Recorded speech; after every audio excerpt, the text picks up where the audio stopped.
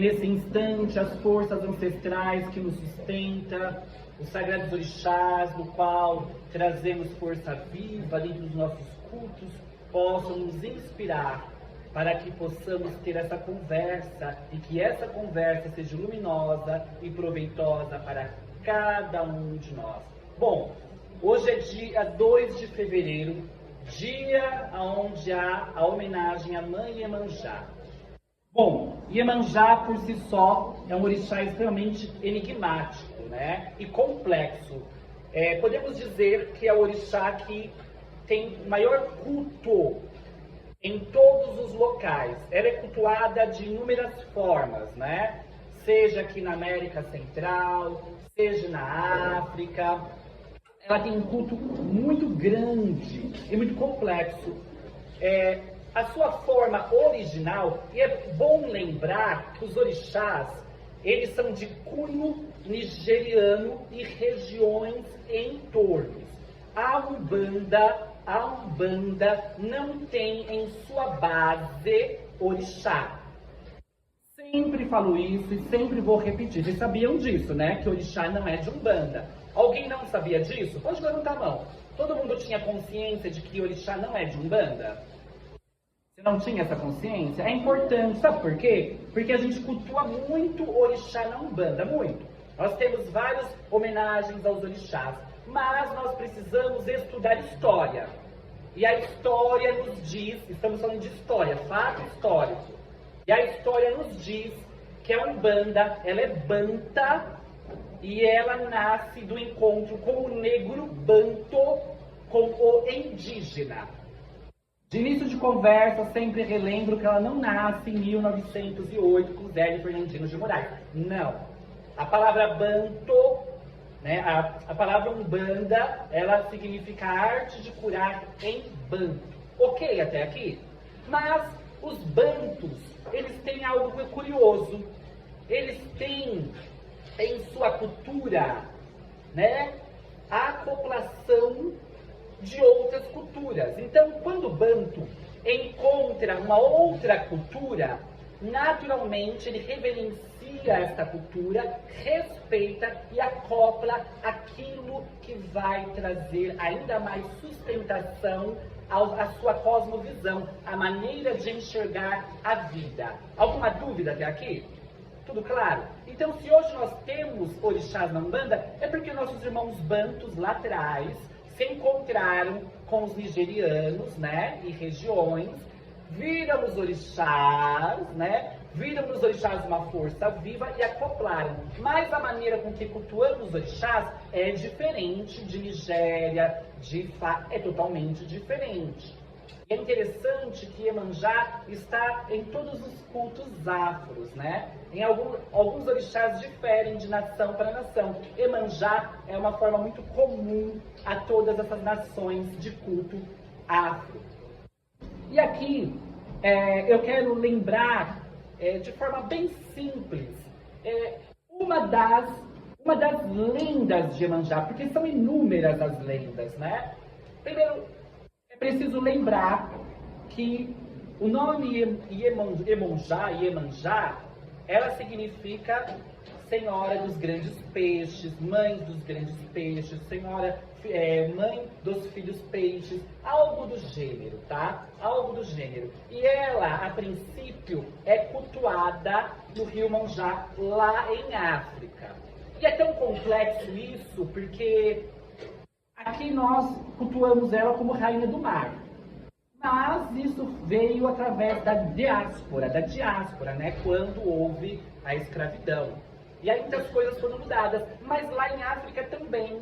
Porque devido à guerra do povo nigeriano com os povos vizinhos, eles meio que foram expulsos ali próximo daquele rio, onde originalmente eles cultuavam Iemanjá, e aí tiveram que ir para outro local, tiveram que cultuá-la em outro local. Isso é fato histórico, né? O importante é a essência. O importante é o que é trazido ali do boca a boca. E não importa se Iemanjá é senhora dos grandes rios, se é senhora do mar. Iemanjá é uma força viva que nos sustentam. né? Até mesmo alguns evangélicos hoje pulam 7 ondinhas, tá, gente? No final do ano, todo mundo se veste de branco ali, à beira-mar. Tudo isso vem de origem ao culto à nossa mãe Iemanjá. E hoje, né, em Salvador, ali no Rio Vermelho, conta-se histórias também de que eles cultuam e fazem esse festival, porque teve uma época que os peixes estavam escassos e eles fizeram ali, como Iemanjá, a senhora dos grandes peixes, eles fizeram ali um trabalho para Iemanjá e aí houve novamente fartura. Isso é uma das lendas, porque já faz tantos anos que a gente se perde, isso é boca a boca, né?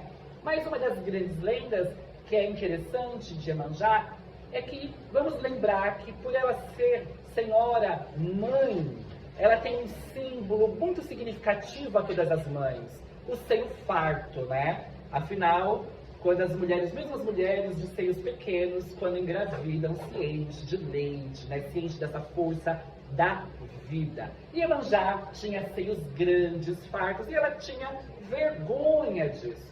E o seu primeiro marido, né, ela já tinha um pouco de conflito com aquele seu primeiro marido. Aqui eu não vou ficar falando o nome, porque eu vou fazer algo muito sucinto, mesmo porque existem inúmeras lendas de Iemanjá. Como eu falei, como o seu culto, né, foi sendo levado a inúmeros povos, é natural que as lendas vão ser de acordo aquele local que ela foi levada, né? E quem conta um conto, aumenta 2 contos, é sempre assim. Ainda mais quando não há documentação, quando é via oral. Basta a gente lembrar do telefone sem fio. Enfim, aí ela está cansada daquele reino, ela foge daquele reino, é perseguida por aquele marido que a zombava, né, dentre os seus seios fartos, e ela havia ganhado um frasco com magia. Ela quebra aquele frasco, né, ou, na verdade, nesse primeiro momento, ela derrama um pouco do líquido mágico, vira uma grande água e vai parar num outro reino. E aí, nesse outro reino, desejosa de ter novamente o matrimônio, ela casa-se novamente, mas com esse marido ela deixa bem claro: zombou dos meus seios, estou fora. E um dia esse marido, bêbado, né, porque a bebida, né, ela é terrível, ela, antes de te matar, ela te humilha, não é assim? Precisamos sempre tomar um pouco de cuidado com este elemento. E aí, ele bêbado zomba dos seus seios fartos. O que ela faz? Novamente foge. E aí ele começa novamente a perseguição. Dessa vez ela quebra o frasco, se transforma numa grande água, rumo ao mar, né? E aquele rei, que também tinha força magística, se transforma numa grande montanha para poder, né, barrá-la. Mas seu filho Xangô, porque sabemos que ela é mãe de inúmeros orixás, ela chama este filho através da sua força mental, e esse Xangô, essa força viva de Xangô, também que está ligada às montanhas, rompe aquela barreira e ela escoa ao grande mar. É uma das lendas, uma das inúmeras lendas, né? E aí também leva essa ideia de quando ela sai do rio e vai para o mar, se transforma nessa grande força marinha, né? E há uma lenda, vou também ser sucinta, mas é uma lenda bem bonita também, muito antiga, de qual ela nasce da união do Orum, né, do céu, e das forças da terra. E ela nasce, né, Iemanjá nasce, é um orixá ali, provinda dessa união, e ela ali, saturada daquela terra árida, ela dá o desejo da vida, e ali ela chora desesperadamente para que a vida ela possa existir. E a gente sabe cientificamente que, bom, pelo menos até hoje, né, porque a ciência às vezes se contradiz, de que a vida vem do mar. Por isso que ela é mãe de todos os orixás. São pequenas lendas para a gente compreender, né, um pouco dessa força viva na qual nominamos Iemanjá. Bom, o importante é buscarmos sempre todas as forças que estão à nossa disposição. Deus é força viva. E eu sempre lembro que Deus ajuda seus filhos através dos seus filhos. Porque Deus é força central. Deus é a força suprema do universo. Deus já é ele já se basta por si só. E nós precisamos uns dos outros para evoluir. E diante desta vida, ele nos sustenta através dessas forças sagradas, na qual ele posicionou diante da natureza para nos trazer mais amparo, mais equilíbrio e mais vida. Então é através do sagrado e do divino, dos sagrados orixás, dos nossos guias, que nós vamos nos sustentando diante das batalhas da vida. E nessa noite, vamos lembrar dessa força viva que é mãe. Mãe que acolhe, mãe que ampara, mãe que sustenta. Iemanjá é essa grande força mãe. Aliás, nós lembramos muito de Deus como pai. Mas Deus pode ser mãe também, pai, porque Deus é imaterial. Eu falo que Deus combina mais com mãe porque é esse útero gerador, acolhedor. Mas o patriarcado nos remete a essa ideia masculina. Mas graças a Deus, a Umbanda é matriarca, viu? Porque os povos, bantus, são matriarcais na sua forma original. Então, mulher é que manda, Mulher é que manda. E temos essa força divina e sagrada de nossa mãe Iemanjá. Vamos buscar essa força viva para os nossos problemas. Existe uma música muito interessante, e aqui nós vamos começar a levar a nossa conversa para uma conversa mais umbandista, com todo respeito aos orixás, mas vamos ter uma conversa mais umbandista, porque agora nós vamos lembrar dos nossos ancestrais. E Umbanda é culto aos mortos, Umbanda é culto aos ancestrais, mortos do corpo e não do espírito. Então, é uma música muito linda. Meninos, canta Navio Negreiro. Meninos da Corimba, canta Navio Negreiro. Não, não é esse. Não. Navio negreiro no fundo do mar.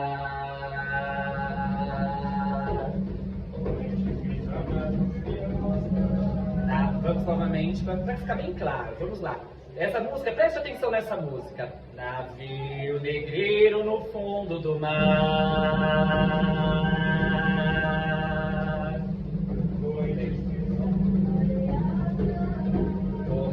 Pesadas na areia arrastar, a negra escrava se põe a cantar. Saravá, nossa mãe Iemanjá. Saravá, nossa mãe Iemanjá. Sabe como? Olha, presta bem atenção. Navio negreiro no fundo do mar, correntes pesadas na terra arrastar, a negra escrava se põe a cantar, a negra escrava se põe a cantar, Saravá, nossa mãe Iemanjá. Alguém aqui já ouviu falar de Calunga Grande? O que é Calunga Grande? É o mar. Mas por que Calunga? Qual é o significado da palavra Calunga? Calunga vem do dialeto banto, Vem ali dos nossos povos originários que originou a Umbanda. Calunga é o local aonde você vai ser depositado para ir para a espiritualidade. Cemitério. O corpo é colocado ali e ali é a partida para Orum. Orum é uma palavra mais iorubá, mas enfim, para Orum, para o céu. Céu não, porque nós não acreditamos no céu, mas para o plano espiritual. Enfim, quando os povos negros, através da diáspora, são trazidos para esta terra que foi também invadida, nominada como Brasil, muitos ficaram em meio à viagem. E precisamos lembrar que os povos originários, eles tinham um respeito muito grande para o corpo físico. Tinham e têm. Os povos originários têm um respeito muito grande pelo corpo físico. Respeito esse que hoje em dia muitas vezes não temos. Porque enchemos a cara, desequilibramos nosso corpo físico através da raiva, do ódio, do desalinho. Porque tudo isso desorganiza nosso corpo físico através dos excessos alimentícios. Os povos originários têm um respeito porque eles compreendem que o corpo físico é o templo do espírito. E aí eles respeitam seus corpos de forma plena. E aí você imagina este respeito no qual eles tinham pelos seus corpos, e vem os seus corpos sendo jogados, ou dos seus familiares, né, dos seus amigos contemporâneos ali de terra, serem jogados ao mar. Sem nenhum rito, sem nenhum respeito, como se esses corpos não valessem absolutamente nada. Se esses dias um cachorro nos comoveu, mas quem dirá o que foi feito com esses corpos negros e indígenas também? Eu gosto sempre de lembrar que o maior holocausto foi feito na diáspora e na invasão deste país. Então, quando a gente escuta esta música, ela tem uma significância gigantesca. Porque, de fato, muitos corpos, como aquela corrente arrastada, foram jogados ao mar, arrastados ao mar. Mas o mar, ele tem vida, não apenas vida física e espiritual. E tenho certeza que essas forças divinas e sagradas do mar, até mesmo Mãe Iemanjá, acolheram tantos desses espíritos. E hoje, nós vemos tantos espíritos vindo das Calunga Grande, representados pelos marinheiros, remadores, jangadeiros. E é interessante que não clarearam apenas Iemanjá, clarearam também os marinheiros e pescadores, né? Todo mundo branco. Mas muitos chegam como negros nesta corrente, representando esses corpos descartáveis como meros lixos ao mar. E hoje vem trazendo essa energia de resgate, de amparo, de libertação. E vamos lembrar, marinheiro não é bêbado. Marinheiro não traz o vício. Se eles brincam para lá e para cá, né, como se estivessem bêbados, é preciso lembrar que quando estamos... Todo mundo aqui já foi pro mar? Já, a maioria, pelo menos, já foi pro mar. É preciso lembrar que quando estamos parados à frente à beira-mar, há um movimento, né? Parece que nós estamos sendo arrastados para trás, há um movimento. E é essa energia que os nossos marinheiros trazem. E claro que eles se utilizam da cachaça, do rum, mas como um elemento magístico e não de vício. E eles vêm nesta noite, como tantas outras, quando chegam ao terreiro, lembrar dessa ancestralidade, desses corpos descartados ao mar. Lembrar que há vida além da vida, que esses corpos podem ter sido esquecidos pela humanidade, mas que há uma força divina e sagrada que os sustentam, que os amparam na vida espiritual.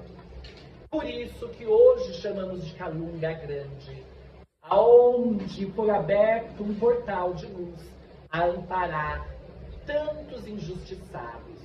E hoje, nessa noite, se você se sente injustiçado, lembre-se que há uma força maior que nos sustenta e nos ampara. E vamos colocar a mão na consciência, tá? Porque muitas vezes não estamos ali sendo injustiçados, apenas cobrados pelo universo. Porque santo só há um, que é Deus que está no céu. O resto de nós está repleto de desalinhos e desequilíbrios. E a Umbanda, ela acredita, porque é uma ideia do povo banto, acredita na reencarnação, tá? Porque é interessante que Kardec ficou, nada contra, mas Kardec ficou ali como compilador da doutrina dos espíritos. E tudo bem se ele tem essa ortoga, se ele tem essa menção. Mas, se estudarmos os povos bantus, não estou falando estudar de forma religiosa, de forma histórica. Se a gente pega lá o livro que existe, né, há 3.000 anos do Paulo dos Bantus até hoje, e tantos outros livros, ali fala da cosmovisão, da visão de vida do povo banto. E eles têm uma visão muito do que hoje se acha espírita. há 10 mil anos atrás. Kardec tem quantos anos, gente? 300? Esse livro que eu estou pensando e estou falando aqui é de 3 mil anos, no mínimo. E esse livro fala que o povo banto já tem essa cultura há 10 mil anos. Mas sabe qual é o problema? É que é uma cultura negra. E só o europeu tem fala. Não estou aqui como um mimimi, mas a gente precisa ter essa visão. Então acreditamos na reencarnação até o momento que a gente se ancestralizar, virar esses ancestrais e não puder reencarnar mais. Estamos longe, tá? Só faz uma breve análise aí que estamos longe. Mas enfim, trazer os erros de outras vidas, trazer os erros dessa vida. E estamos aqui para ressarcir. Deus é força justa. Não podemos acreditar num Deus que não há justiça plena. Então, se estamos passando por problemas, é porque merecemos e necessitamos. Mas, que a força de Iemanjá, que a força dos marinheiros, que essa força divina nos dê respaldo, sustentação, porque a Umbanda ela existe para isso, para sustentar a comunidade. Não é nada de caridade. Aqui é troca, tá? Porque o universo é feito de troca. Aqui a gente não cobra financeiramente, mas a gente cobra a transformação de cada um. Qual é o significado da palavra Umbanda? Arte de curar. Então, o que os guias exigem é a transformação de cada um, porque a transformação de cada um transformará a comunidade num mundo melhor. E é assim que a gente melhora a humanidade. Porque é de um lar que sai um desequilíbrio social ou sai a paz social. E Umbanda é lá. Umbanda é chão sagrado de família e de respeito e resistência. Então que a força dos marinheiros, a força de Iemanjá possa sustentar a cada um e nos dar a sabedoria para continuar caminhando, independente dos problemas que estejamos passando. E escutem os guias. Escutem, eles falam pelas entrelinhas, porque eles são verdadeiros psicólogos. Psicólogos não dá a receita pronta do seu equilíbrio mental. Ele faz você encontrar o seu equilíbrio mental. Então escuta os guias. A partir de agora, pare, quando passar com os guias, pare de lembrar um pouco do seu problema. Fale sobre ele, mas não esteja preso ao seu problema. Não esteja preso ao seu problema, para que você possa escutar a orientação. Não queira a receita pronta. Guia não tem varinha mágica. É só você ler o que seu Mata Virgem ali escreve. Está escrito índio ali, não é índio, é indígena, está errado. Tá? Só para corrigir, é indígena. Tudo bem? Que seja uma gira repleta de luz, que Mãe Iemanjá traga sustentação a cada um de vocês. E que possamos seguir o fluxo da vida com equilíbrio. E não importa a tempestade que estejamos passando dentro do mar, vamos entregar a embarcação da nossa vida a Paiolorum, Obatalá, Zambi, Tupã, a Deus e aos guias. Deixa os marinheiros estarem ali a nos amparar, que eles sabem conduzir melhor os nossos barcos. Muita luz, muito axé, muito axé.